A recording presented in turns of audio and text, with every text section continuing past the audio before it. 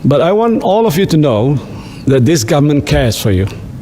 Perdana Menteri Muhyiddin Yassin memberi jaminan bahawa Kerajaan Perikatan Nasional yang diterajuinya bersungguh-sungguh memikirkan kepentingan setiap rakyat Malaysia. Kerajaan ini mungkin bukan kerajaan yang anda undi, tapi saya mahu anda semua tahu bahawa kerajaan ini ambil berat akan kamu, katanya dalam ucapan yang disiarkan secara langsung. Ucapan Muhyiddin itu sempena mengumumkan pakej rangsangan ekonomi prihatin rakyat. Muhyiddin yang menjadi Perdana Menteri susulan langkah Sheraton yang menyaksikan tumpangnya Kerajaan Pakatan Harapan bulan lalu turut mengakui hakikat bahawa dia memegang jawatan itu pada masa yang sangat mencabar. Saya menerima hakikat bahawa saya menjadi Perdana Menteri anda bukan pada masa terbaik. Saya berhadapan krisis politik, ekonomi dan kesihatan. Semuanya berlaku dalam masa yang sama, katanya. Langkah Sheraton bulan lalu menyebabkan negara terperangkap dalam krisis politik selama kira-kira seminggu sebelum Perikatan Nasional yang dianggotai Bersatu, UMNO, Barisan Nasional, PAS dan GPS menubuhkan kerajaan. Ketika langkah itu digerakkan, wabak COVID-19 di Malaysia masih dalam kawalan. Namun, situasi menjadi semakin buruk selepas Perhimpunan Tabligh di Seri Petaling, Kuala Lumpur berlangsung dan menjadi kluster baru penyebaran wabak itu.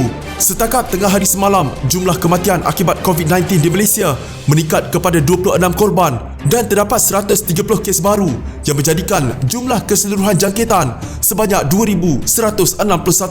Sementara itu, dalam ucapannya, Muhyiddin berkata, negara kini berdepan dengan musuh yang tidak kelihatan. We are a nation at war with invisible forces.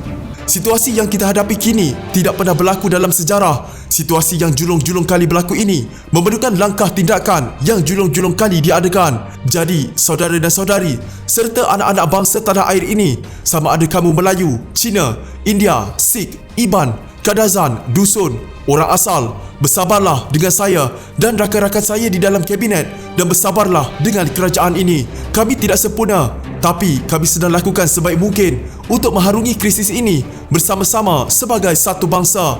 InsyaAllah selepas segala-galanya berakhir dan krisis ini sampai ke penghujungnya, kita akan lahir sebagai bangsa yang lebih kuat.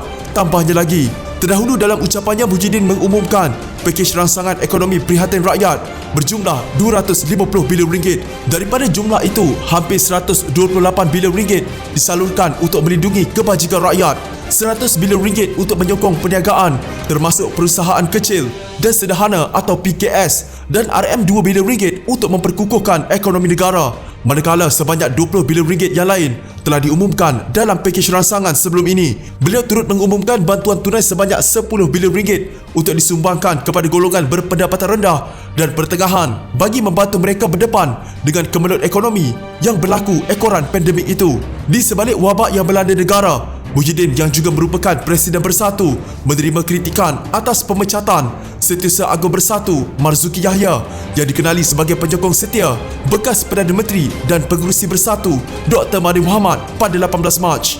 Muhyiddin melantik Hamzah Zainuddin menggantikan Marzuki. Mahathir membantah pemecatan Marzuki itu dan menyifatkannya sebagai tidak sah, memandangkan Perlembagaan Bersatu memperuntukkan bahawa pelantikan atau pemecatan Setiausaha Agung perlu dibawa berunding dengan pengerusi parti. Jika anda mempunyai gejala seperti demam, batuk dan sesak nafas, jangan berlengah untuk terus ke klinik atau hospital bagi menjalani ujian saringan. Bersama kita tangani wabak COVID-19.